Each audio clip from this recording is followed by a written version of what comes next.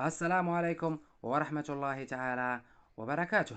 قبل البدء المرجو الاشتراك في القناة وتفعيل جرس الجرس ليصلك كل جديد. أعلن نادي كوريتيبا البرازيلي يوم الأحد تعاقده مع الجزائري إسلام سليماني في صفقة انتقال حر قادما من نادي أندرليخت البلجيكي. وذكر النادي البرازيلي في بيان عبر حسابه الرسمي على تويتر أن النجم الجزائري البالغ من العمر 35 عاما قد وقع بشكل مسبق على عقود انتقاله إلى كوريتيبا.